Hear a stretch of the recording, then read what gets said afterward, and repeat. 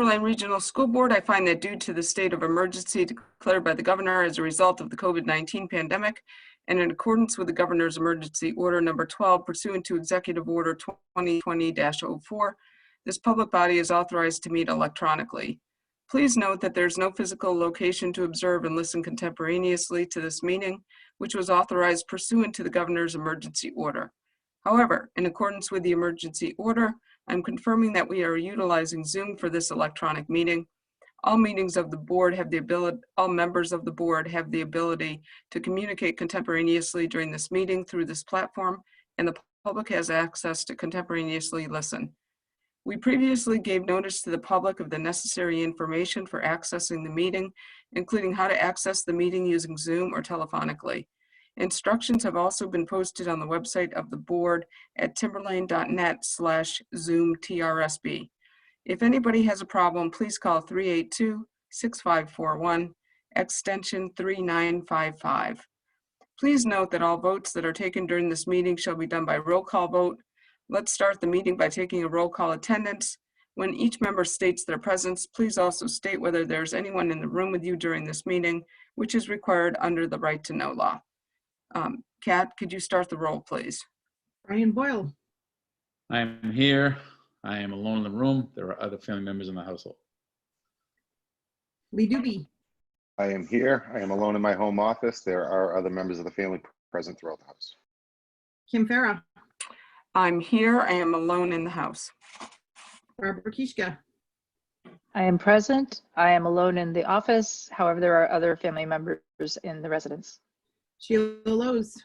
I am here and alone in the house. Sarah Mockamer. I am here. I am alone in my office. There are other members of my family in the house. Sean O'Neill. I am here and I am alone in the house. Kristen Savage. I am present and there are other members of my family in the house. And Jennifer Silva. I am here alone in the office with other members of my house elsewhere. Dr. Cochran. I am present. I am alone in my office, but there's another family member in the house. Jenna Horan. Here alone in the room, but there are other members in the household. And that completes the roll. Okay, thank you. If it all rise for the Pledge of Allegiance. I pledge allegiance to the flag of the United States of America and to the republic for which it stands, one nation, under God, indivisible, with liberty and justice for all. Thank you. And now we'll move on to the approval of the minutes. These are going to be the minutes from, sorry, I'm working two computers here. Where are the minutes? October 15th, the draft minutes. So I'm looking for a motion on the October 15th minutes. So moved. Sheila Second. makes the motion. Barbara seconds. Any discussion? Give us a minute.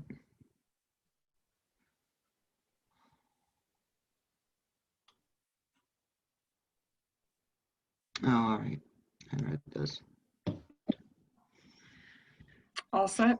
Kat, can you take the roll call vote, please? Mr. Boyle. Yes. Mr. Doobie. Yes. Dr. Farah. Yes. Mrs. Kishka. Yes. Ms. Lowe's. Yes. Mrs. Mockamer. Abstain. Mr. O'Neill. Yes. Mrs. Savage. Yes. Mrs. Silva. I think I came in late for that one, so I'm going to abstain. Okay. I motion that we accept the non-public minutes of October 15th. Second. Is there a second? Sheila Second. seconds. Any discussion? Kat, if you could take the roll call vote on that. Mr. Boyle. Yes. Mr. Doobie. Yes. Dr. Farah. Yes. Mrs. Kishka. Yes. Ms. Lowe's. Yes. Mrs. Muckamer, Abstain. Mr. O'Neill, Yes. Mrs. Savage, Yes. Mrs. Silva. Yes. Okay, thank you. Jenna? You're here somewhere. There you are. You're in your Yes, Hollywood thank Square you. rep below me. Hi, go ahead. Hello. Thank you all very much. I received information from a lot of the schools today that talked about how wonderful their Halloweens were. How I know for Sandown North, they started their Monday morning meetings, which are a big deal to them.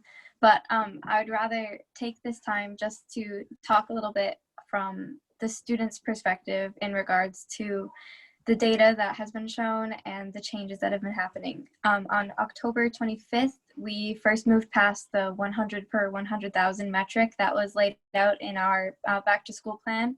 From that day until just about 2 minutes before this meeting started, I've gotten constant direct messages on Instagram, text messages, Facebook messages, and students coming to me in school saying, are we in school? Are we supposed to be back in school? I'm scared. I'm just going to call out sick today because I don't feel safe going in school. What's going on? Can you please tell me what's going on?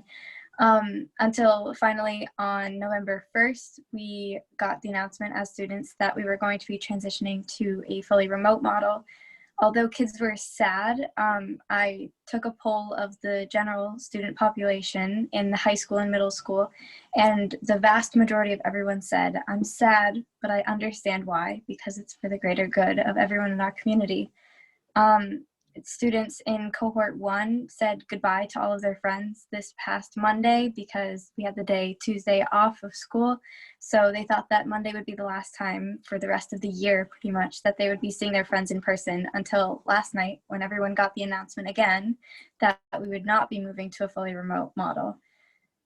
From a student's perspective, it is not only emotionally tumultuous to have so many changes in such a short amount of time, but it's also very confusing for everyone to know where to find correct information and whether information is just speculation or whether it is official information. So I really don't know what you, the board, can do right now that all of these changes have already happened and all of the emotional chaos has already occurred. But I just want you to know that students are confused, students are upset, and students don't know who to listen to or what to think. And I hope that you take that into consideration throughout the rest of the night tonight and throughout the rest of the decision-making process of this year. Thank you all for all of the wonderful work that you all have done, for the tireless hours I know that you've put in. I myself am tired of Zoom. I can't imagine how tired you are all of Zoom. But thank you very much for listening. Kim, you're offline.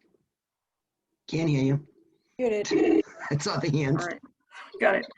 So Jenna, thank you for sharing that from a student perspective. And you know, the board did have a work session yesterday because we were discussing staffing moving forward as we transition to the new SAU, which is rapidly approaching. And you know, there is a lot of concern. There seems to be a lot of confusion out there on the metrics. I've been trying to think about how to explain this a little bit better to people. There is not one number here that we're looking at. And I know that people think if you're above 100, that's it, you're done.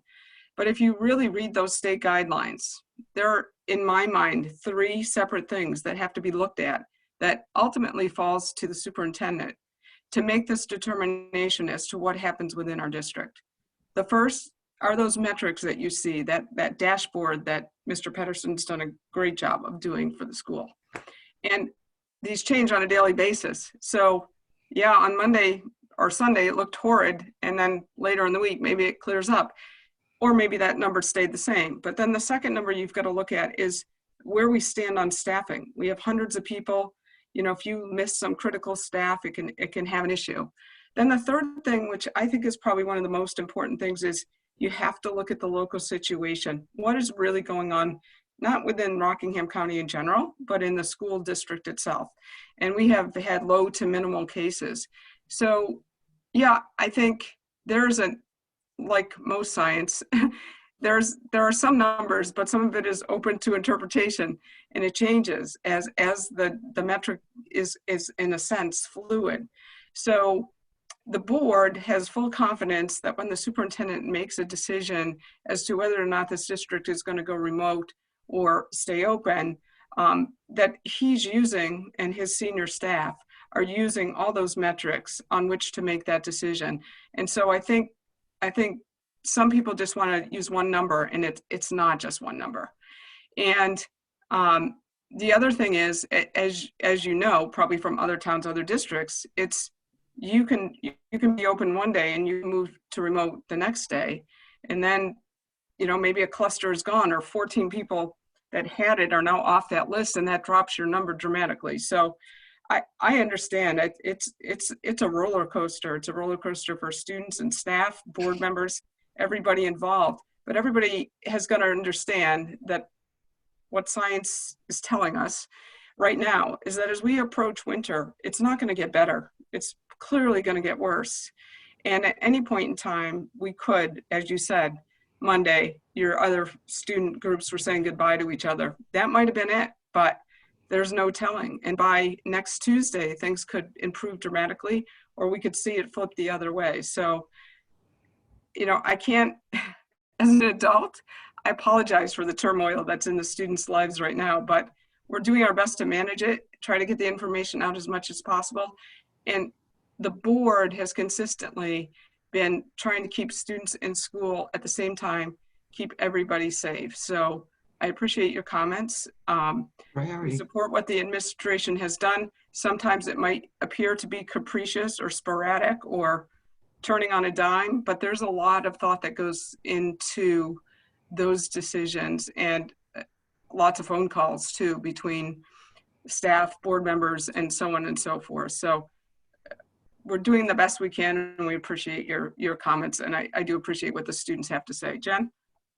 I just wanted to make a comment that, I felt really bad hearing that students felt as though they were saying goodbye to people for indefinitely for the school year. And I think it really needs to be put out there that the goal is to return to, normal, pre-pandemic, what we had. The goal is to get all the students and all the staff back in school. So the goal will never be to just go fully remote and that's it, and you're not coming back again and say goodbye forever. That will never be the goal. So although we may hit a bump in the road where we see that we have to go remote for a certain period of time, the goal will always be to bring students back into the school when it's safe to do so. I think that goes for every one of us on the board. Right. Every one of us on the board want you guys in school. Yeah. And we're going to do as much as we can to get you in there, but we have to make sure all 3,400 of you are safe in staff. So it's difficult. Dr. Cochran? Yeah, if I could taken the 6 hours or so that Mr. Peterson and 2 or 3 other people put in with me in terms of analyzing the data 6 ways sideways and trying to determine what it is that we should do. As we notice the metrics trending up, we're struck by the fact that those metrics predict a greater chance of spread, and that was the biggest issue and problem. What I really enjoy from what Jenna just shared is her description of how much the hybrid model is allowing students to feel like they are in a more normal period, that it's providing consistency, it's providing connection, it's providing education. It's a constant that you can look forward to, even though you may not like your particular class that day. And that's important in this. The number of times during the week that many of us sit there and go, what day of the week is it? Because things just run together, or my goodness, was that only yesterday? It's very disorienting. And school for kids, and I think for teachers and even administrators like me, gives us that sense of routine and purpose, and really is important to us. With respect to the first decision, the metrics themselves started to point towards there's a good chance here that we're going to have some school-based spread. And the entire purpose of what we do with social distancing, with masks, with protocols, with cleaning, with all of the stuff with the metrics, is to decrease school-based spread. And so that was a consideration in terms of let's plan for a transition later this week. If I could do it again, I would have added the sentence, we will monitor and before the end of the week. And I regret that I did not add that, but as we were doing it, we were recognizing that that's what we were going to do, but never articulated it. So that's on me. But the good news is the protocols appear to be working. As many parents pointed out in emails, you know, we have the protocols. If we follow the protocols, then school-based spread will be 0 or minimal.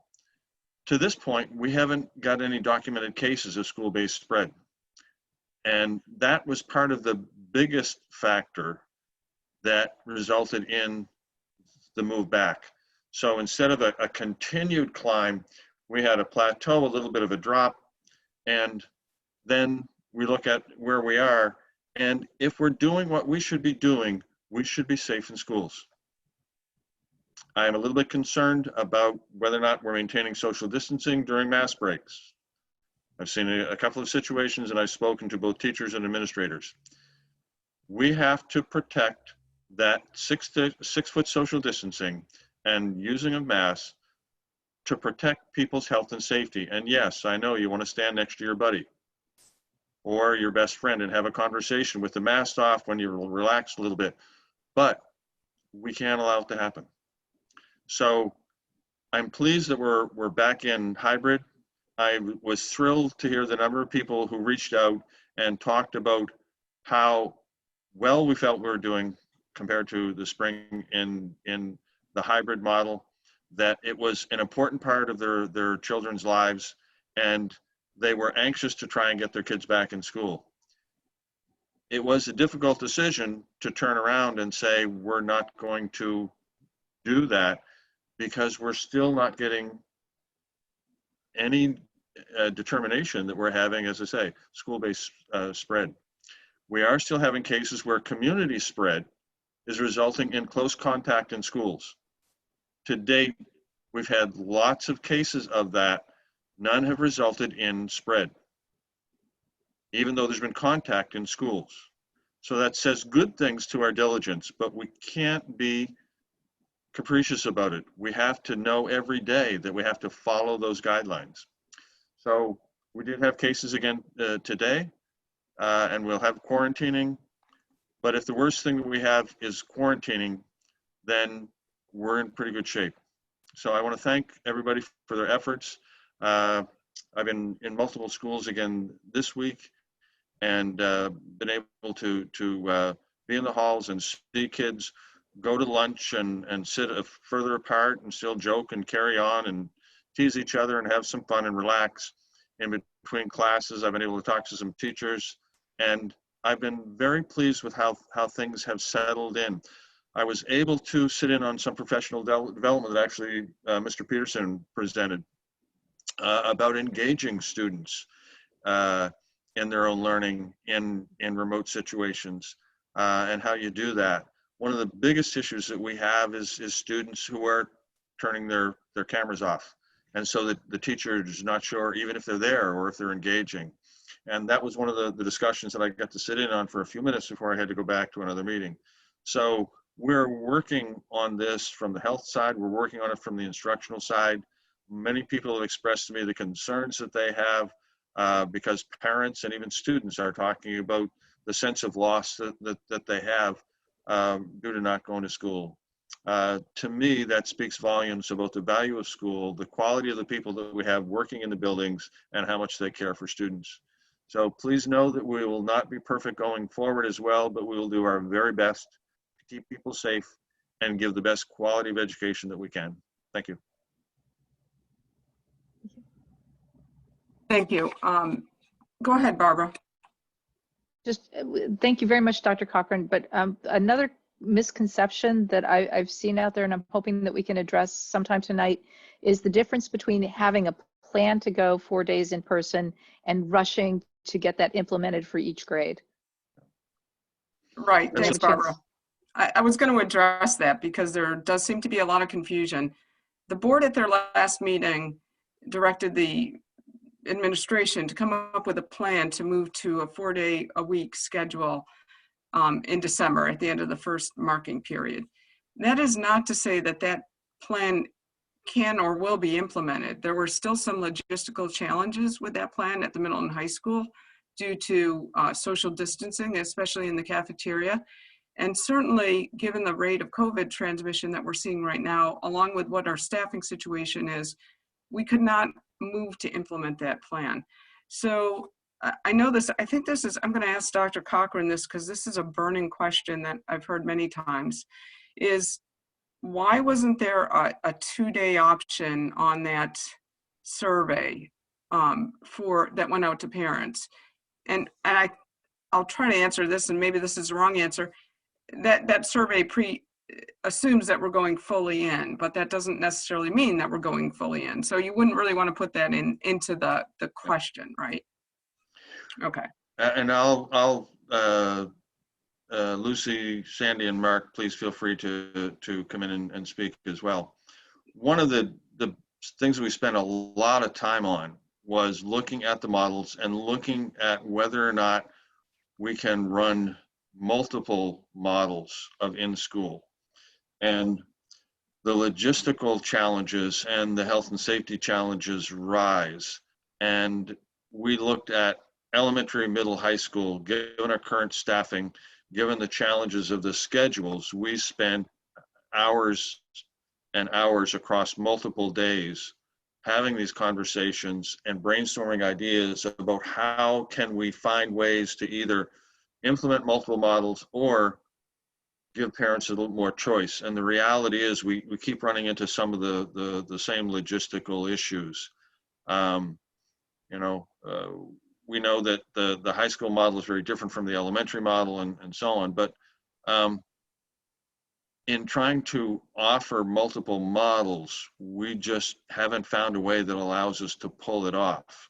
So that when the enacting on the board's direction to develop a plan to bring all students back, that's what we surveyed for, what would happen. So, when you do the math on the survey, we get the information from our parents about how many students would that leave in fully remote. That could shift. And of the students that are left, can we maintain our health and safety in that schedule? We would love, I think, to be able to offer all 3 models at once. Logistically and in terms of teachers and staffing, we have not been able to make the math work, and we have some pretty good people that have been working on it. So that's pretty much where we are with that. I don't know if we're going to be able to ever do better than have fully remote for those people who want it all the time, and fully remote as sort of a recovery mode where we have to sort of make sure that the schools are safe again and then go back to the hybrid model. If the numbers of community spread drop significantly, then I still have the goal of bringing in that model, but I don't think it's possible with the COVID levels that we have now. Hopefully those levels will come down, but that's a decision for, I think, a way out. But for me, it's still a goal. Sorry, Dr. Cochran, I think that was a big point of confusion is, if it is today, we can't implement that model until the COVID levels come down, right? That would be our interpretation, yes. Okay. And I think that got lost maybe in there. Jenna, would you agree? You're on the ground. Yes, okay. So does that clear up that sort of burning question for people? Jenna? Okay, good. All right. Yes, definitely. I do have a question that I've gotten a lot, which is based off of yesterday's announcement, is it safe to assume that Monday cohort 1 students will be in person? It is? Okay. Until further notice, we're still in hybrid no matter what. Okay. Thank you very much. I've gotten that question a lot since it said as of Friday, we were not going to be fully remote, but it didn't really say anything about past that point. So a lot of people have said, you know, what are we doing on Monday? Am I home or am I in school? We had a lot of eyes on it of people who have written an awful lot of papers, and the statement as of is meant to be continuous as opposed to for. Good feedback. Thank you. All right, great. So that was a kind of a long, thank you, Jenna. So now I'm going to move on to delegates and individuals. And I think it's Dean with me handling this tonight. There are 5 people on delegates and individuals, and I do want to remind people that we are limiting to 3 minutes here on delegates and individuals. So if you could please hold your comments to that long.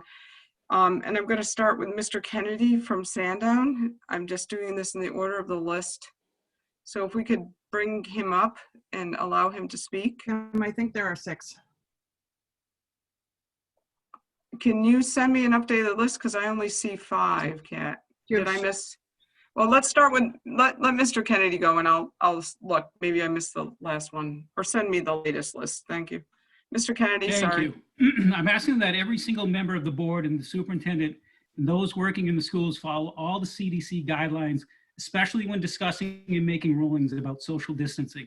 Let me be absolutely clear that my intent of my few minutes is to be sure the board, the superintendent, and anyone listening knows that 3 feet is not social distancing.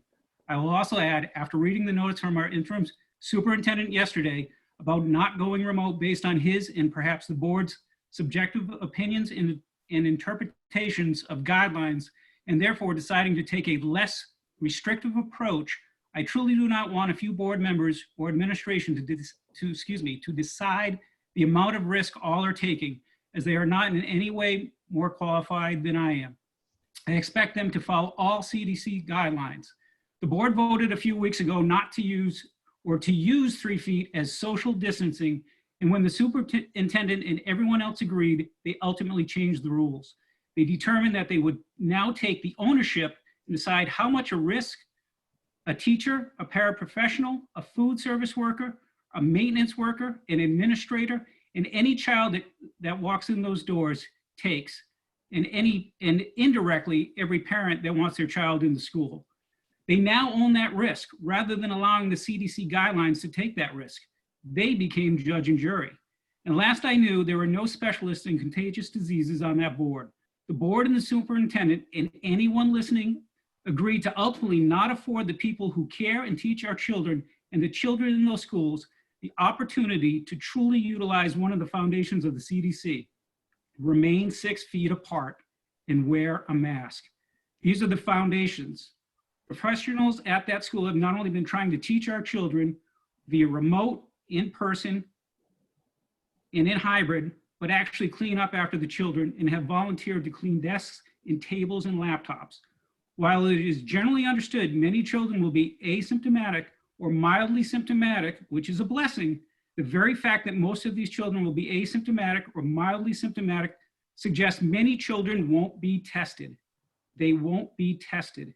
So when an asymptomatic child is sitting 3 feet, which we all know becomes 2.5 feet or less, is in contact with other asymptomatic or mildly symptomatic students, we are greatly increasing the chances that COVID will spread.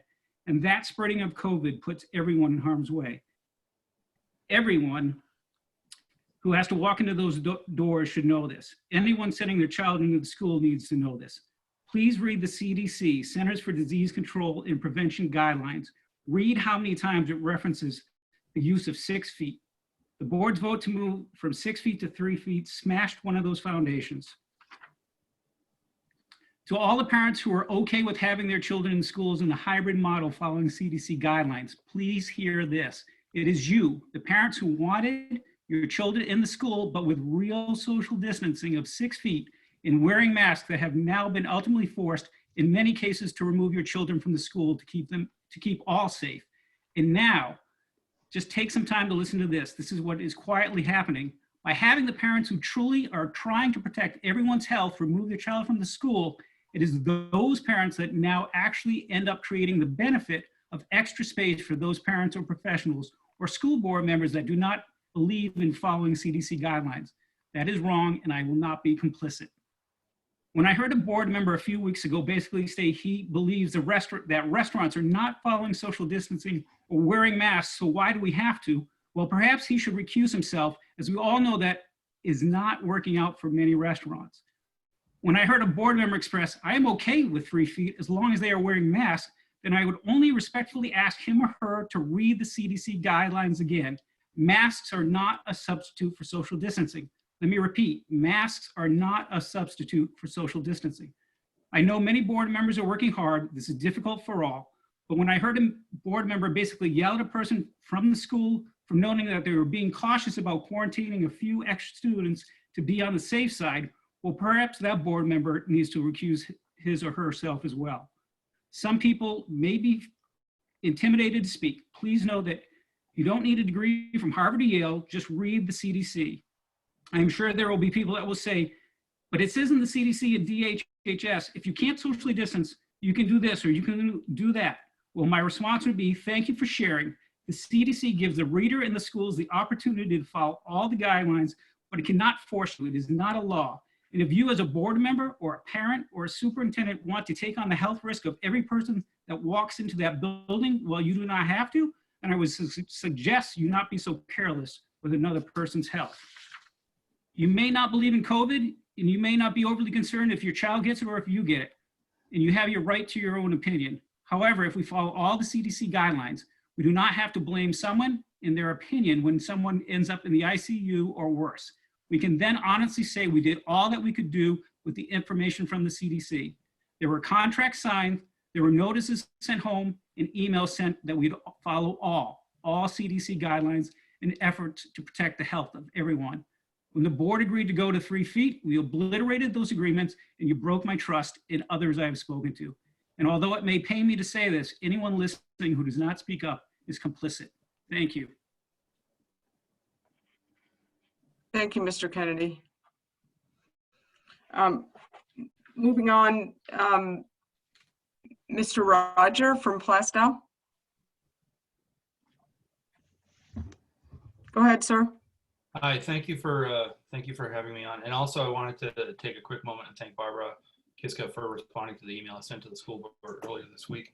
I had prepared some remarks, but you've obviously as I've listened to you guys talk, you've addressed a lot of what I had to say. But the purpose for my remarks were to encourage the school board to examine additional options for keeping children in school as much as possible over the long term. I know that that's obviously your goal. You've stated that a number of times.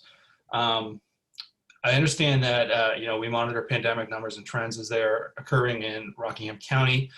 I think that the decisions we make for our school district, though, must be based on data derived from our school district. And I know, like you had said already, you look at a number of different pieces of data.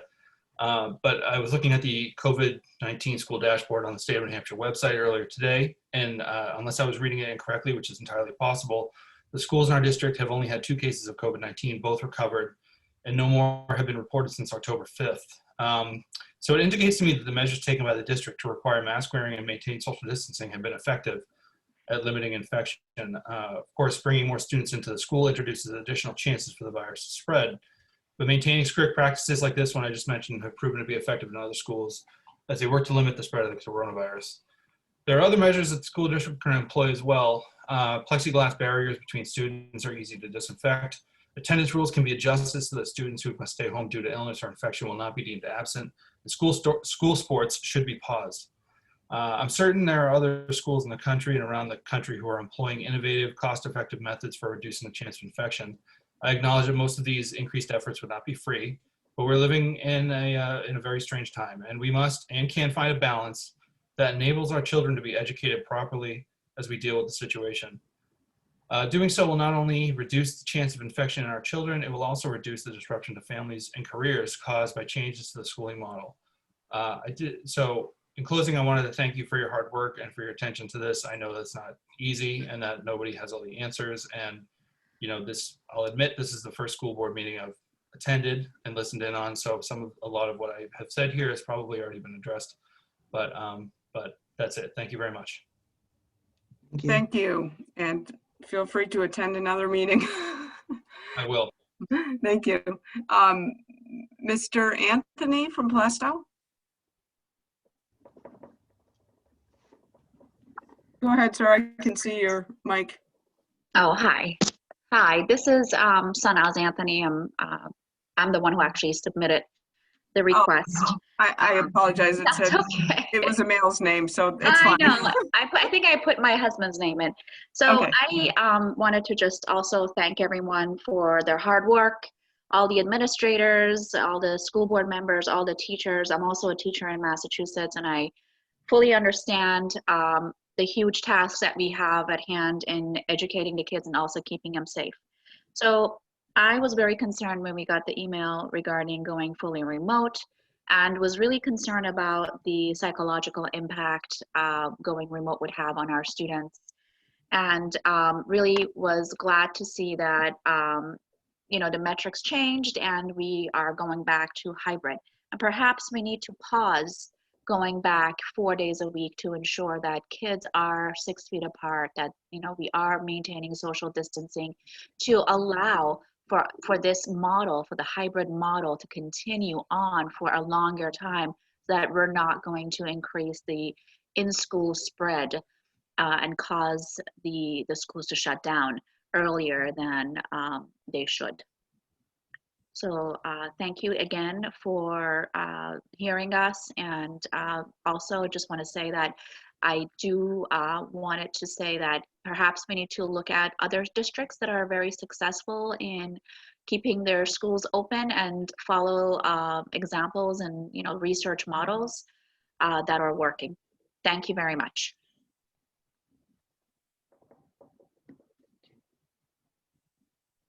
You're off. Kim, you're off. I'm sorry. Too long on Zoom today. Mr. Pelletier from Plastow? Go Hello? ahead, sir. Go ahead. Hi, I'd like to thank the board for the opportunity to speak tonight. I am here because I'm a concerned parent. I have seen my daughter's education declining due to the current state of affairs. I understand that in these difficult times, that nothing is easy or even cut and dry. But as a parent, I want the best for my children. I ask you to bear with me a little bit because I wrote this statement the other day, and since I know there's been some changes.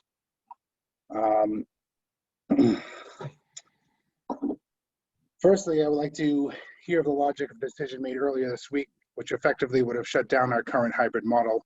I know since this has changed, but I would like to know honestly what would happen and how I will know what's going moving forward, what will happen with this.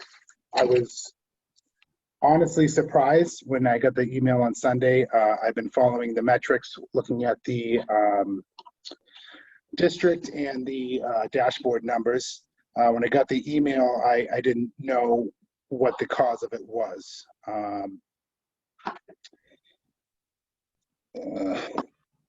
I can understand if it was an outbreak in the school, but as far as I know, this is not the case, and there has not been a real case of school spreading.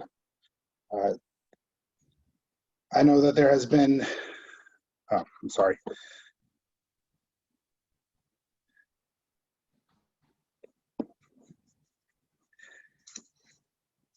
I know there, and since it's been rescinded, I'm sorry, since it's been rescinded, I haven't seen a measurable change that would denote reverting back to the hybrid model, although I am very happy that we are.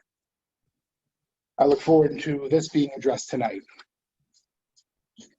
I would like better communication within my child's education. I have been pretty confused since the beginning of school, since changes have been happening since the before the first day of the year, and continue to this very day. I get that safety is paramount, but all of these flip-flopping and uncertainty does not bear well for the well-being of our children. I've seen my daughter brought to tears over remote learning. I understand that it may work for some, but I can say for certain it does not work for all. I've seen a marked improvement in my daughter's attitude towards learning with the start of the hybrid model, and I was really looking forward to her receiving a learning model that really benefits her education. So in conclusion, I hope we will set up a proper metric based upon our community instead of our county, which will allow our children to get the best education possible while maintaining a safe environment. I know this can be done. I know there's other surrounding communities that we might need to look at to take pages out of their books. I would thank you for your time. Thank you, sir. Moving on to Sharon Bridgeson from Sandown. Go ahead, ma'am. You need to unmute. Could we make sure she gets unmuted? Can I do that? Here we go. I got it. There you go. Thank you. I would also like to thank you all for all your hard work. And Jenna, I just want to say that you are spectacular. Proud to have you as one of our students. My name is Sharon Bridgeson, and I'm a employee at the Timberlane Regional Middle School. I have worked for this district for 25 years, and I needed to speak up tonight to express my concern for my students, parents, and fellow staff. When decisions are made, as they were this week, students, parents, and staff are thrown into a state of fight, flight, freeze. Once in this state, it can take the body anywhere from 4 to 48 hours to recover from what they perceive the situation is. Imagine taking a bottle of water and letting it sit with no movement on a counter, then picking it up and shaking it vigorously. That is what is happening to our bodies when we move into fight, flight, freeze. We are asking our blood to pump harder in muscles, organs, and all other parts of our body with approximately 300 times more force than normally, and then asking the body to recover, which it does for most of us quite effectively. But when this happens multiple times in 1 week, the body suffers, which affects the mind and emotions. When situations like this happen, students, staff, and parents react rather than respond. As we know, this type of behavior is not productive for any of us and results in making choices that can affect our emotional health, academics, and social learning. Making decisions week to week are ineffective for mental health and academic learning. I am asking you all to please consider the importance of these decisions and to remember that we are humans who have more than school in our lives.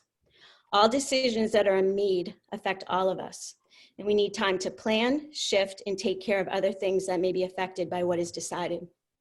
This has been a difficult week emotionally and physiologically for my students, their parents, and my colleagues. We need stability in a world that feels unstable, and we are asking you to provide that when making decisions that affect our lives. Once again, I thank you all for everything that you do. From a mindfulness perspective, which is something that I've worked very hard on for the past 25 years, we need to really think about what this is happening to us on a physiological level every time that a decision is being made. I appreciate you all. Thank you. Thank you, ma'am. One more, we have Coral Hampy, I think, representing TTA. Go ahead. Being Coral Hampy, Danville, TTA president. I hope you are all doing well this evening. I'm going to address my first remarks tonight to the parents listening. I would like to ask that you strongly consider telling your kids to turn on their cameras while they are learning from home. A vast majority of students look like black boxes to us. It is very difficult to know if students understand or engaged in the lesson if we cannot read their facial cues. And worse, we don't know if they are still there or if they have left the computer to eat or to play video games. We all thank you for your support in this matter. I also want to say that we empathize with you and your kids about this constantly changing schedule. It is not doing anyone any good to be run ragged by planning for a lesson or childcare only to have it be changed and then changed back. It is exhausting all around. Which brings me to my remarks for the school board. The lovable character Mrs. Bennet said it best in the classic book, Pride and Prejudice. Have a little compassion on my nerves, you tear them to pieces. Even though I'm taking a lighthearted approach to this, I urge you to please consider what you are asking of teachers, kids, and parents when you tell us to pivot from one instructional model to another, only to tell us within days to pivot back. It is very difficult to plan and prepare for a lesson in one model, then make the lesson equally dynamic for a different model, but alas, you have to change it again. I do appreciate Dr. Farah's explanation at the beginning of this meeting in that matter. Thank you. To end, I have 2 requests. 1, when the decision is made, can we stick to it for the day or for the week, whichever it's made for?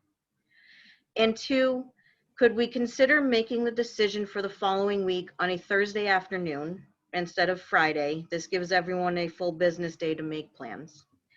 Thank you and have a good night. Thank you. And we'll certainly take those into consideration. And I would like to advocate for students having their cameras on at least part of the time. I teach to black boxes frequently, and it's difficult. So thank you for that. Moving on to the next part, and we've already touched on some of this on school reopening plan.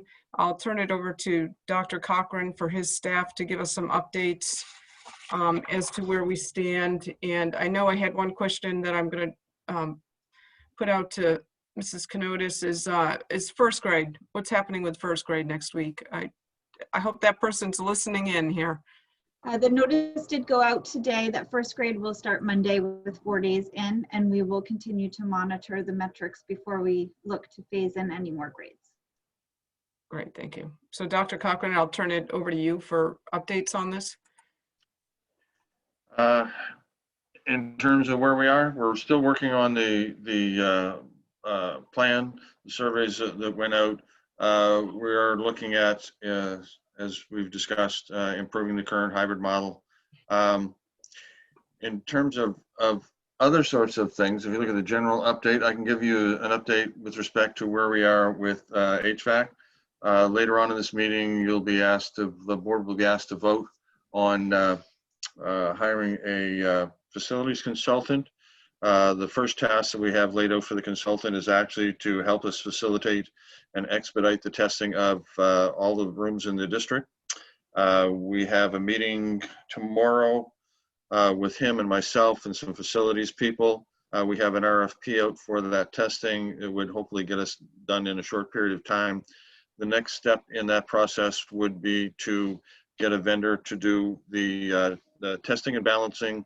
And balancing of the HVAC system basically is a way to look at when the air intake comes into the building and is distributed across multiple rooms.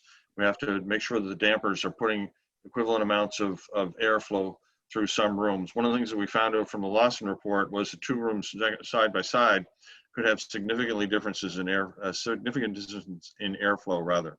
And so that's often a result of the dampers not being set correctly.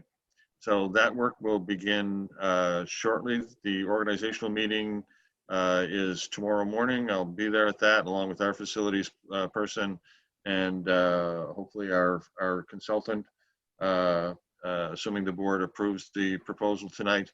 I will be attending the walkthrough at the high school that we'll be doing shortly after that, but they're also going to be looking, I believe, at all 5 schools tomorrow, just for a general look around, look at the scope of work, that sort of thing.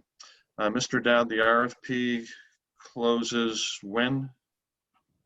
Next week, and that will be the RFP for our testing and balancing consultant. Right. Okay, and then from there, board members in your packet, I'm moving down the agenda packet now. Yeah. That's the RFP. Subsequent to that, Mr. Dowd did put together, Sean, you had asked last time, what grants are out there, what our COVID-19 expenses are, and what grants are we looking at coming in. So there's a summary sheet here. It looks like we have about $800,000 in grant money that has come in. In FY20, it looks like we spent about $200,000 COVID related. This year, we're projecting over $2 million in COVID related expenses. And it looks like we will be getting upwards of $800,000 in grant money. And some of the other revenue that we're going to use to offset this $2 million in unanticipated expenses due to COVID is that Health Trust fund, which is about $500,000. We have 10 positions that are unfilled for about $600,000. So that pretty much gives us $2 million of offsets against this $2 million. In addition, just so you're aware, that there's another grant out there that we are working diligently on that is requiring an RFP and work done by December 30th. That is $200 per student, which would be upwards of $600,000. So we were trying, that all has to be RFP'd and installed by the end of December. So we are trying to get a facilities consultant and RFPs out for that so that we could purchase and install major HVAC equipment. In addition, if we could do that, then we also have money in the capital budget, roughly about $500,000. We could be looking at some significant improvements here and offset by some substantial income. So that's a priority right now for Dr. Cochran, I know. Tomorrow morning, they start really going hard at that. In addition, what you have in your packets and people that are listening, you can access this information either on the district website, or you can go into those agenda packets once the board has reviewed these. And we have, Mr. Pedersen has been doing an excellent job showing a week-by-week reporting of cases, absenteeism, staff capacity, and so forth, as we try to take, in my mind, the 3 different metrics that we have to look at to make a determination as to what we are in, remote or hybrid or fully in person. So any questions on that part of the agenda packet? Sheila, sorry. Has everybody looked at the agenda packet as far as this consultant is concerned for facilities? Because I'd like to make a motion to hire Mr. Fournier as a consultant for our facilities, because we're at the beginning of November. We've been trying to do this since August, and I'm done with it. So I'd like to make that motion.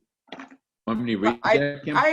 I would like to recuse myself as chair from this discussion and turn it over to Kristen, because I do know this particular person. So Kristen, could you take, could you take here and take over this portion? If there's a motion, I'm going to recuse myself from discussion and abstain. I've already made the motion. Sean has seconded it. This is for the consultant, the facilities, to get these HVAC systems and so forth going, because we can't seem to get it done. Okay, so discussion on the motion. Brian? Yeah, Kim, Kristen, would you like me to just read through this? Yeah, if you, that'd be great, Brian. Thank you. That way the people listening can hear what's going on. So what we've done here as a board, we're reaching out for some help here for HVAC to work with our staff. So essentially, let me read you the summary here. The Timberlane Regional School District has requested submission of a plan to work with in collaboration with the Timberlane Regional School District Administration, our HVAC staff, and others to test and evaluate various HVAC systems in the school district buildings. This project will be led by our Mark Fournier. He's a facilities management consultant, and with the assistance of other qualified external contractors, we'll get this, hopefully get a better feeling of what's going on in our district here. Now, he's broken this down in a couple of scopes of work, and this is his main objective: work with the staff to determine the school buildings rooms that have been tested to date for outside air exchange rates to meet COVID-19 protocols, develop a list of rooms and room types that still need to be tested for outside air exchange rates to meet COVID protocols, develop a plan to test the remaining rooms as soon as possible for outside air exchange rates using the Timberlane Regional School District staff, a qualified external contractor, and possibly others. Provide testing data results in an electronic format to the Timberlane Regional School District. Work with the district staff and qualified contractors to remedy any problems that we come across. So he's given us a couple-page proposal, and I just try to give you a quick summary here that I think the key thing is the board recognizes what's going on, and our staff is a little overtaxed right now, and we're trying to help the staff with outside help to get this HVAC system in better shape sooner than later. And what you just heard from Kim, there is also potential money out there for us. So the sooner we can get this stuff done, we have an ability, an opportunity to get some financial reimbursement. So what's in front of the board here tonight and the vote is motion to exceed, not to exceed $10,000. This is a pretty good deal for us because Mr. Fournier has got a very extensive background here. He's offering his consultant rate of $50 an hour for remote work and $75 an hour on site. That's a pretty good deal for a person of this caliber. So I just want to give the people a quick little background that and what we're looking at of help from this guy to help us out. Thank you, Brian. I appreciate that. Barbara, you had a question? I have two. So this is the $10,000 for this particular consultant, but he's going to bring in others. Do we have a not to exceed for the people he plans to bring in? Each of the Which Brian? Who's going? Brian Cochran, go ahead. Brian. Yep. The $10,000 is for the work that he will do in terms of consulting. He is very well qualified and very experienced in exactly this type of system. I've been most impressed with the conversations that I've had. So in terms of the funding and the cost, this $10,000 would fund him in his consulting capacity. That RFP that we discussed earlier would be out for the testing and balancing work, and he would be helping manage that piece for us. And also, we would like him to do an audit of our procedures, our maintenance, our planned maintenance, our looking at how we are collecting data about age of machinery. For example, if you look at HVAC systems, our oldest systems are from 2001. He's drilled down to given the information they had, to the manufacturer, the model, that sort of thing, and looking at the specs around those, what the dates are, where and how are we doing our, as I say, ongoing maintenance, and so on. So we'll start with the most pressing need, which is the immediate HVAC situation. We also want to take a broader look at other aspects of this system as well to help us moving forward. Okay, so that was my second question is, how did this relate to the outstanding RFP? So let me restate, it sounds like he would be like the owner's project manager for whoever gets that RFP? Yeah. Yes, that's correct. Okay. Yeah. Brian Boyle, did you have something more to add? No, I'm good. Sean, did you have something? Or were you? Jen's got her hand up. No, I was just agreeing with Dr. Cochran on that. Okay. All right, Jen? You're on mute, Jen. Sorry, so he would be doing would he just be developing the plan or doing some of the actual work for us? He would be working with us to develop the plan, and then he would be giving us extra capacity as a project manager in the implementation of those phases that we don't have the capacity to do so.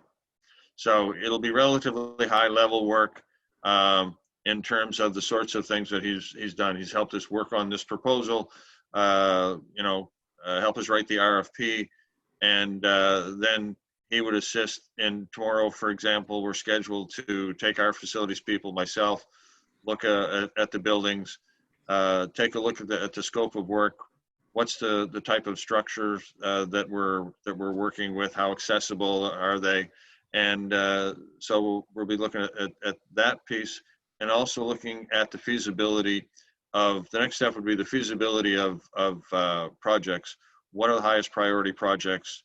And the information that we need to make informed decisions about what sort of funding sources, when can we use grants, what would the timelines be, what's reasonable to get done within grant timelines to allow us to use the money in the most productive way on the greatest needs as soon as possible. Okay, so that, I think that answers my follow-up question was going to be about what's reimbursable through the grant. So his actual contract is not reimbursable through the grant, but the work that he would be planning and overseeing would be. Yeah. The goal is to get it done as quick as possible because there is a deadline on this grant. Correct. It may be reimbursable or it may not. given with the various sources that we have to fund this, we'll be working with Mr. Dow to try to decide where we pull grant fund. When is it most efficient to use grant funds, and when is it more efficient to give us more flexibility by using district money? So, and that'll be, I'm sure, heavily involved with the SIP committee, and they'll be involved in how we move forward with that, because in concert with this work that may be grant related, we have the SIP committee work. And so the SIP committee work is doing the 10,000 foot level stuff. Here's the work as we need it. This is a matter of taking the amount of money that we have, what the priorities are that we have, get the information that we need, and then develop a sequential plan that allows us to address the most pressing needs as soon as possible and determine the best way to fund those to benefit the district. Okay. From both the facilities and a financial perspective. Mhm.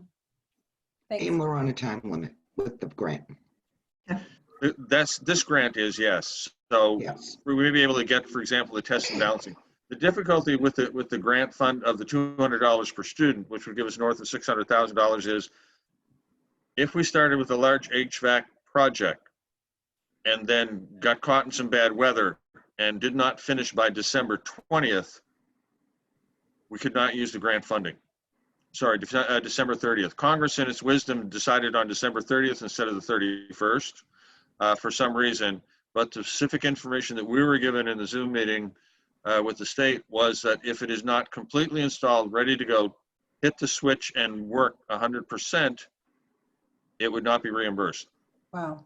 So we have to make some decisions here about that moving forward. We are allowed to recalibrate the grant and move things, so we can put a grant in now and then make adjustments as we go up to including the end of December. So we're in a fluid motion here, but that gives us some flexibility to make sure that we can try and fund projects that we know we can finish in that sort of time, like the testing and balancing, and then manage how the things that we want to do to get as much as we can out of that grant money and protect as much of the district budget and the SIP plan that we can, because we have more flexibility time-wise with that. Barbara? So are we possibly doing a contingency for using like portable room filters if we can't manage to do the big projects by in time? That has always been in play in terms of trying to take mitigating actions. But it's really, the first step in all this really is the testing. And once we get the testing, as I was going over the data with Mr. Fournier today, we were looking at the Lawson results and looking how 2 rooms in very close proximity, the expectation is to be able to turn over the air 3 times an hour, according to national standards. And we had 2 rooms relatively close to each other where one was turning over more than 5 times an hour and one was turning over less than 2. It could be that the balancing itself will solve that problem, and they'll both, be able to, both rooms will be able to meet the guidelines. So we did notice that some rooms had, tremendously high rates, which suggests that we've not had these systems rebalanced in quite a while. Okay. Brian? Bottom line is, this is a relatively inexpensive proposal that clearly puts Timberlane heading in the right direction, period. Right. So, Kat, if there's no more questions, Kat, can you just read the motion and move forward with a roll call? So the motion as it was originally put out by Sheila was to hire Mr. Fournier as the facilities and consultant. I'm going to amend that up to $10,000. I was going to say that was not part of it. It was mentioned that. I'll amend it up to $10,000. Sean, do you? Yes, I'll second that as well. Thank you. Okay. So, Kat, if you can call the question, please. Mr. Boyle? Yes. Mr. Doobie? Yes. Dr. Farah is abstaining. Mrs. Kishka? Yes. Ms. Lowe's? Yes. Mrs. Mockamer? Yes. Mr. O'Neill? Yes. Mrs. Savage? Yes. Mrs. Silva? Yes. Okay, so that motion passes, and Kim, you're gonna take it back? I will take it back here. Okay, so we're still moving down through the agenda packet here. Mr. Pedersen's dashboards are here on the school reopening. The next thing you'll see is the state of New Hampshire DRA. This is a disallowance. I know it looks bad, but it happens every year, right, Mr. Dowd? When we put a warrant article in for appropriations for the capital expenses, I don't know, Mr. Dowd, you'd have to explain this, but it's more just a paperwork sort of adjustment, correct? Correct, yep. The capital reserve comes, the 250 for capital reserve comes out of the capital appropriations. We've done a very good job spending to our budget. The board has been very helpful in that, so thank you.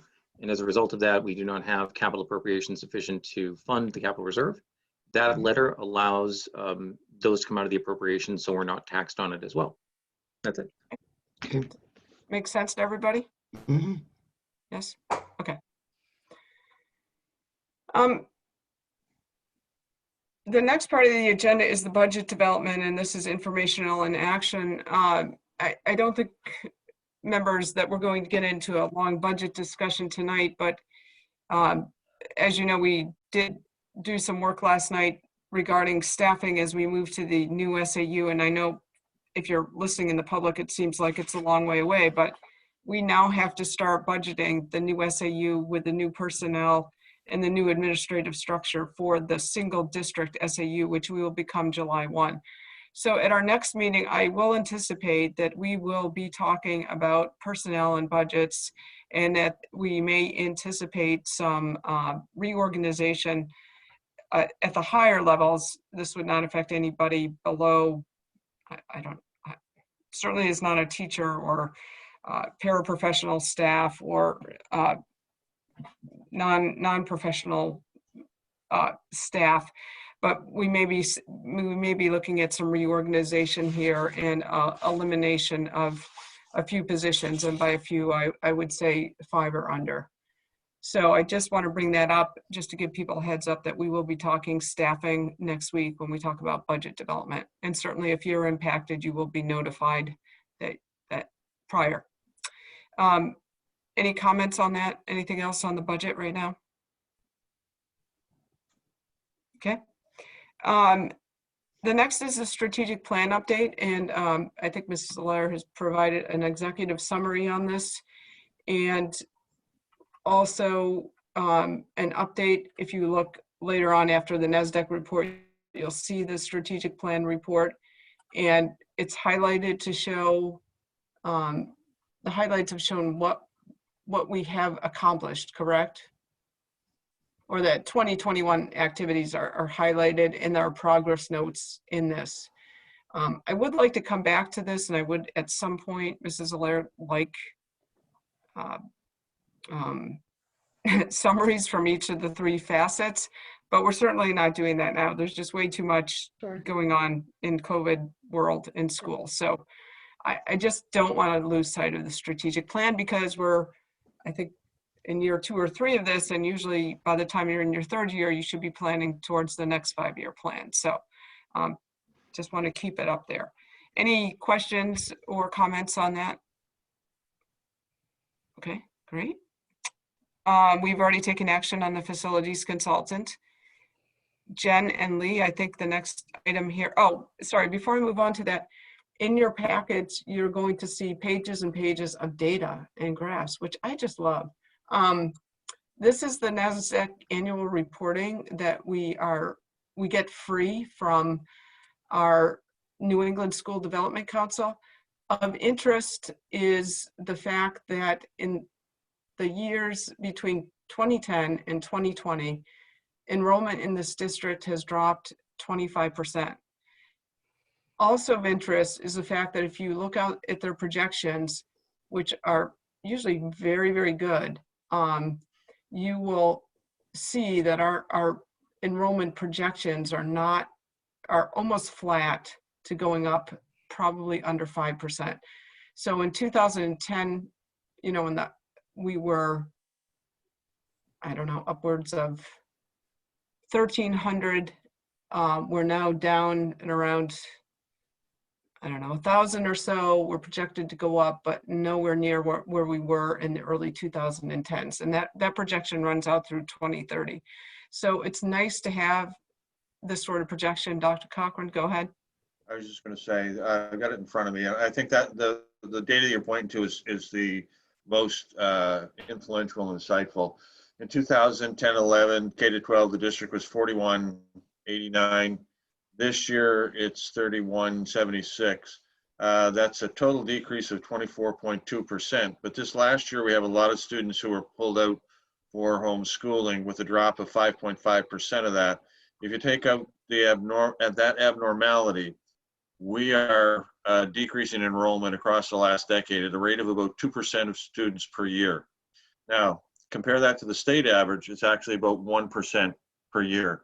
So the state is decreasing and has been for a significant number of years at roughly that 1% rate. We're going at a rate of just about double that. A lot of it has to do with housing development, you know, family age, that sort of thing. So the age of a community, when subdivisions were built, all of those things factor into whether districts are decreasing faster or lower than that 1% average. So because of whatever demographics and socioeconomic situations are playing out here, we're having fewer kids enroll in school at a rate that's faster than the state average. That should over time play into decreased costs because we have fewer students. The difficulty with that is if we lose 25 students in the district, that doesn't save us a teacher. If we lose 100 students in the district, it probably doesn't save us a teacher because they're across 7 buildings, 13 grade levels. And in order to be able to reduce a teacher, it means that we have to be able to reduce a teacher in a class. So there are times that you'll go a long period of time not getting any staffing, any need to reduce staff. And there'll be other times that you may have, you know, multiple staff in 1 year and still be able to keep favorable class sizes. So we try to manage that as best we can, try to make sure that we stay within our guidelines, but recognize that that population is going down at a faster rate than the state average. Great, thank you. So that's the Thank you for Nasdaq sharing report. the screen, Jeff. Yeah, that is helpful. No problem, thanks. I actually could do that. I could just share the agenda packet on the screen. We'll think about that. Next item on the agenda is the policy committee. Jen, did you want to take over that, or Lee? I'm not sure who's, we've got a first read and a second read. Why don't we tackle the second read? Okay. Sorry, I'm scrolling so my agenda packet looking for it because it's like way it's way down. It's on page 72. Second read is JIA. I would love to put this one to bed. I know it's been hanging Thanks, Jeff. forever.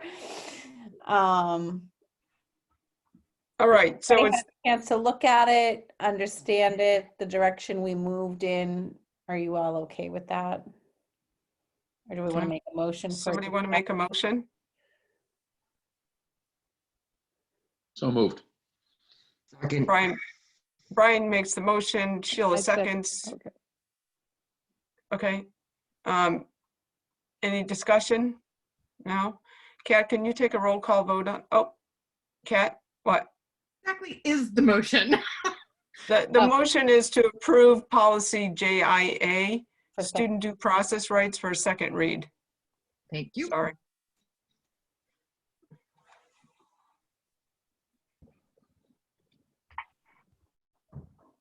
You did a good job isolating this from the other policy. So Kat, we're ready for a roll call on that. Mr. Boyle, Yes. Mr. Doobie, Yes. Dr. Farah, Yes. Mrs. Kishka, Yes. Ms. Lowe's, Yes. Mrs. Mockamer, Yes. Mr. O'Neill, Yes. Mrs. Savage, Yes. Mrs. Silva. Yes. Okay, great. Moving on to the first read. We can do these all as one motion, Jen, I think. Yes, I was not at that policy committee meeting where these changes were made. I think most of them came recommendations from NHSBA. The BEA section 5 about delegates and individuals was just changed to align with another policy in what we've been doing in practice, 3 minutes per individual. I don't know, Lee, do you want to speak to the rest of that? Yeah, we added some language in section C about special meetings, just to clarify that, and emergency meeting as well, to align with the provisions of the RSA. We struck some language in section D and reworded that, and then made reference to quorum and a related policy, BEDC. So that covers BEA. BEAB, we added additional language in there to reference meeting participants, whereas in the past it was just school board members, so it more broadly aligns with what's going on right now under the COVID situation. BEC, we added language to refer back to 91A. Rationale there was in the event that 91A does change, we don't have to update the policy, rather it's referencing the specific RSA. That's it? Is that first read? First read. First reads, yeah. Okay, I'll make a motion to accept first read of BEA, BEAB, and BEC. Okay, is there a second? I'll second. Brian seconds. Barbara, did you have a question? Yeah, I think on BEA, there was a note that mentioned Jen Silva, and that's not actually part of it. That's just for the read, right? Yeah, I noticed that too. Right. That's going to be struck. Her name will live in infamy. No, I was going to say, you get to be in the policy, baby. All right. Do you see that, Jen? Yeah. Are we adding that to the policy, or are we striking that? I mean, if you want me to live on, forever, policy is reviewed in another 12 years, you can leave it, but. I like it. We'll approve this for a first read. Let's strike that sentence for the second. That note, yeah. Okay, Kat, can you take a roll call on that, please? Mr. Boyle, Yes. Mr. Doobie, Yes. Dr. Farah, Yes. Mrs. Kishka, Yes. Ms. Lowe's, Yes. Mrs. Muckamer, Yes. Mr. O'Neill, Yes. Mrs. Savage, Yes. Mrs. Silva. Yes. Great, thank you. All right, moving on. The next item says warrant articles, but I do want to discuss a little on these executive summaries. These were action items out of the last meeting. If you look at your packet, this is on page 78. The first one is on trust fund reimbursements. It does appear that there were $292,000 in kitchen renovations that should have been pulled from the trustee of trust funds account and was never taken out. Now, that it would not be unanticipated revenue because it is something we would have had anyway. But Mr. Dowd is going to look to see if we're actually carrying this on our books as something that is, what was the term you used, Mr. Dowd? Not yet recognized. Not yet recognized, or if that money has not even been put into the budget per se. But that money is going to come into our, I guess, expendable funds here at some point, right, Mr. Dowd? Correct, yep. Okay, so that's something that the board needs to consider here.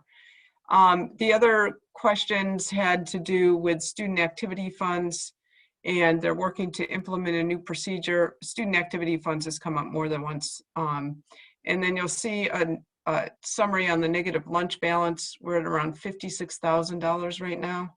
Wow. And we're working to implement a procedure which I think we had developed a couple of years ago when I was first on the board. I think we just need to get this back up and running. Isn't that correct, Mr. Dow? Yeah, we have some new principles, so we've taken a good look at that, and this has been agreed upon by the principals as our course of action going forward. And even though our meals are currently covered, meals that is covered by the federal government through the USDA, we are still going to be continuing to look at these meal balance mail balance issues, and they are out there. And so if there are any balances and your student happens to have a balance, you may be contacted by the school to get a plan to make that whole. Okay, great. And then there's an executive summary from Mr. Henderson regarding Chromebooks and the fact that we're going to try to order early to get these Chromebooks ready in the summer for delivery. I would anticipate, they're going to be a hot demand item. And then the last page of Kim? Yes, sorry, Barbara. So it says there he's reached out to the distributors we've used in the past, and they have been good. But if they're not even willing to take our order before March, can we maybe look for some other ones? We could certainly ask Mr. Henderson to do that. Can we take that as an action, Dr. Cochran, to have him explore other purchase options? Yep. Sheila? I would just like to thank Mr. Henderson and his crew on getting those Chromebooks set up and moved. I believe we're able to get them this week. I'm not sure about the 9th graders, but the 6th graders I know are picking up Chromebooks this week, and I just want to extend my thank you for that. Okay, great. Jen? Do all elementary kids have Chromebooks at this point?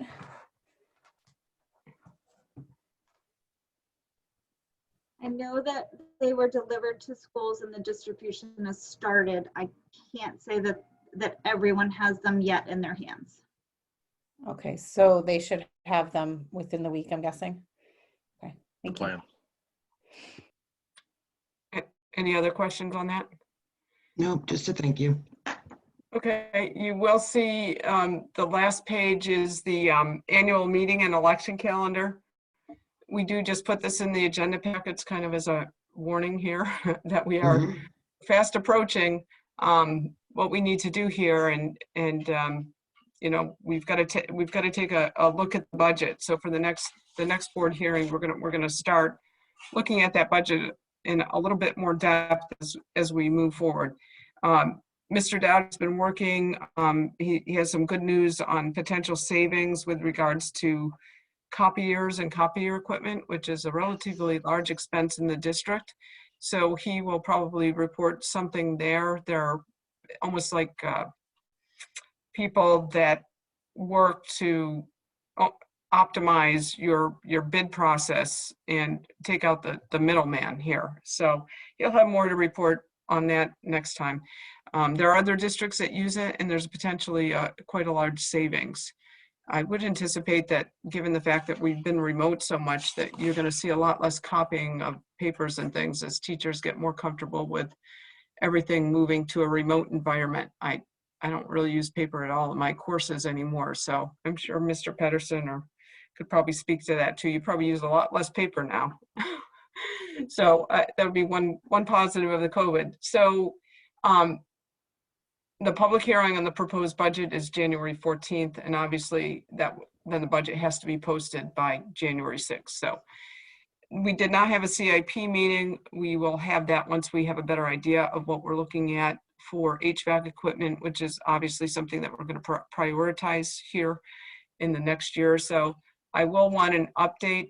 At the last meeting, we approved expenditures for roofing. So I'd like to see a summary of where we stand on those 2 roofs. One of them was Sandown, I thought, and the other was Danville. Sure. And that's all I have. Moving on to the administrator's report, it looks like we have one. Hey, Kim, for a second. Yes. Go ahead, Sean. One of the things I've been thinking about in dealing with this is how's deliberative going to be, the format of it relative to this COVID environment? I mean, it brings up a lot of interesting new dynamics, so I just want to. Sean, why don't we put you in charge of that project? Thanks for no, yeah, I'm just teasing. I know. There's a lot to think about in terms of that's going to be a logistical. It's an in-person / Zoom / live stream multicasted environment. I mean, you know, there's a lot of different flavors of this, and who knows, it could be, the worst case is that it does become a Zoom type meeting. So I just wanted to throw that out there to people to think about in the background. Yeah, no, that's a great, I mean, you guys are gonna have to deal with this at the town level too, so. It's much smaller and manageable. I mean, you know, at least I can say for Danville, if we have 100 people at our deliberative session, that's probably, you know, a good one. You know, we can have a lot more people, and it makes a logistics. Yeah, this is, yeah, that's, I mean, what are you gonna, how are you gonna do it? These. I know, how are you gonna do Hopefully a the vote? state will weigh in with some guidance because every community in the state's going to be dealing with the same issue at the same time. I do with that, but I will also say that the state is probably not thinking about this right now as well. Well, Dr. Cochran looks like he has something to input here. Just when in Barnstead last year, we lost our district meeting by we were scheduled for the Saturday after the COVID situation broke. And so we ended up having our district meeting pushed out. And so we were one of the 2 or 3 groups in the state that actually did a Zoom-based in-district meeting. Relatively small district. We set up 30 different rooms in the same building, ran the Zoom meeting from the gym, and with moderators and facilitators, did it from that way. We had assistant moderators doing the vote counts in each of the rooms. So it can be done without a drive-in theater or a large parking lot in the Zoom manner. The only difficulty is it might be able to do it in each of the buildings in each of the towns, or you might be able to move it. There are some regulations about if you move your voting outside of your town. So if possible, we would have to try and do that within a school building in each town. Well, no. Sorry, beg to differ. Probably what would have to happen is you'd have to use the middle and high school facilities and house it there, because that's normally where we have our deliberative sessions. They're not in the towns. They're always in the high school. So I think what we would do is spread out within those 2 buildings somehow. If it's the entire district, yes, absolutely agree. Yeah, that's what we'd have to do. So yeah, we're gonna have to start thinking about that fairly soon. I don't see this situation rectifying itself by deliberative session. So we got to start thinking about that logistics plan too. Thank you, Sean. Anything else in terms of, so warrant articles? So I'm moving on to the administrator's report. It looks like we have 1 personnel in the packet, which is, I had this up earlier. Amanda Mulhall, middle school special education. Okay, so looking for a motion to Jim, I'd like to make a motion to accept Amanda Mulhall, special education at the middle school, please. Okay, is there a second? I'll second. Barbara seconds. Kat, can you take the vote? Mr. Boyle, Yes. Mr. Doobie, Yes. Dr. Farah, Yes. Mrs. Kishka, Yes. Ms. Lowe's, Yes. Mrs. Mockamer, Yes. Mr. O'Neill, Yes. Mrs. Savage, Yes. Mrs. Silva. You're on mute. You're on mute. Sorry, it took me a second to get my mouse back from my other screen. Yes. Thank you. Okay, great. And Dr. Cochran, do you have another nomination? Oh, that was the only one, Amanda Mulhall, that I had on my list. Don't we have a nomination based on our interviews last week? Oh, okay. You're talking about our BA search? Yes. Yes, I would like to nominate Maria Watson for the position of Business Administrator for Timberlane Regional School District. Contract to begin January 1st. And salary would be $112,000 a year, prorated for this year. Okay. Barbara's making the motion to accept that nomination. I'll second it. Sean seconds. Is there any discussion?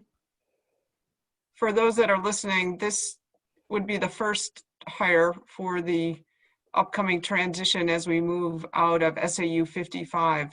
We had hired a financial consultant some time ago. He felt that it would be necessary to bring in a business administrator up to 6 months prior because of the size of the budget that we would be looking at, and that the fact that we have to then start a new budget July 1. So Maria Watkins is currently working for the SAU. She will need to resign that position and then pick up this position. And then the SAU will clearly need to be looking for a replacement for her for that time period of 6 months. I just want to Barbara? put in there that Maria is on our energy committee, and she brings a great enthusiasm, attitude, and competency. She's been great with getting the bills for the electrical and everything we've asked. So I'm very happy that she's going to be with us in the SAU. She interviewed very well. The references were exceptional, and in the past, she has managed budgets in higher education that are essentially equivalent to our annual budget. So that's a huge bonus. Great. Any other comments? Kat, could you take a roll call, please? Mr. Boyle, Yes. Mr. Doobie, Yes. Dr. Farah, Yes. Mrs. Kishka, Yes. Ms. Lowe's, Yes. Mrs. Mockamer, Yes. Mr. O'Neill, Yes. Mrs. Savage, Yes. Mrs. Silva. Yes. Great, thank you. Next item, Dr. Cochran, did you have anything else that you wanted on administrator's report? No? Okay. Personnel report, we did that. Committee reports, are there any reports? Policy, obviously you just met and we went over those policies. Anything else? Sarah, I'll get curriculum. Jen, do you have anything on policy? And then I'll do curriculum. Well, policy met again tonight, so there'll be a few more coming. We didn't get through as many as we wanted, but we got through 3 or 4, so. Great, thank you. Sarah? Yep, so curriculum met earlier this week, and we had, our agendas are pretty packed right now because, of course, we're doing a lot of work on the program of studies, getting ready for that presentation over the course of a couple of meetings next month. We did approve a book to be added to the American Studies class. That's an 8th grade combined history and English course. The book is called When the Emperor Was Divine, and it will be used in conjunction with another book titled The Hotel on the Corner of Bitter and Sweet, and it addresses it takes place during World War II and addresses the Japanese internment camp experience. And it is very well written, has multiple different perspectives. So we're very excited to accept that as another 11th grade, right, Sarah? 11th grade, yep. 11th grade, okay, because I thought you said 8th. That's why I was Did I like. say 8th? Yeah. I'm sorry. Oh my God. I didn't think they had American Studies in 8th. What? I even have it written down 8th grade, 11th grade. I don't know why I said 8th. Sarah, it's been a long, long week. It really has been, so. It's been a very long day, yes, and week, for sure. Okay. And so, yeah, that was the largest, that was the one major decision that we made. Like I said, there was just a lot of discussion about the program of studies and those presentations coming up. Great. Sheila? Update on union negotiations. We are meeting every Tuesday. It's going well, moving right along. Great, thank you. Anybody else? Barbara, I don't think we met Energy Committee, right? No. Anybody else? Safety committee, yeah. Jeff was in touch with me today and we're trying to set up our safety committee meeting for the 18th this month. So hopefully we'll have something from there. Okay. On the next board meeting, I would like to have an update on the superintendent search. I don't know if that will be a public or a non-public. I'm not really sure. Yeah, but And Sandy and I are continuing to work on that and move that forward, and that's been posted. And we do have applications starting to come in, but we're working on establishing the search committee and going from there. But definitely next meeting, we can give a more detailed update at that point. Great, thanks. Any other business here? Barbara? Well, I just wanted to speak to the parents. They've been caught by surprise by some of the pivots, and I would just remind them that they can look on the New Hampshire dashboard, and if they see red in our county, prepare to pivot. Just start bracing. We won't necessarily do it, but at least you kind of have a clue that that might be the way it goes. Sarah? I just wanted to say that I was able to catch most of the art night at the PAC this evening on live stream. And while we couldn't be there in the auditorium, it was so wonderful to see those kids back up on stage. And Nen, you were amazing, as were so many of the other kids. You could tell that they were just so excited to be there, so excited to be performing with each other and performing and creating art again. So even though the audience was small, because it was just their fellow students, there were a lot of people watching on live stream, and it was just a joy to see. So congratulations, kids. You guys were awesome. Was that Thank you recorded? so Will much. that be- It will that was be- live stream, so it should be posted. Yep. I'd like to catch it. Thank you. Great. One other thing before we go, there's a payroll or a voucher, vendor voucher and payroll that we don't have enough signatures on from the board. I've asked Mr. Dow to resend that out soon here, as soon as he is able, so that we can get that signed, because my guess is by now it's buried in board members' emails. Yeah. So you will be, you Sorry, will see, Jeff. you will Yeah, see Jeff, an you email. can send it. Thank you. Appreciate it. I'm going to Sorry, resend to all. Jeff. Oh, I'll resend to all, and if you already signed it, you won't have to sign it again, but you'll still get it. So thank you. Sorry, Jeff. No worries. All right. Anything else, or are we all set? Okay, great. I'll adjourn the meeting. I think this is the first time ever before 9 o'clock. Have Yeah, a good take the night. night.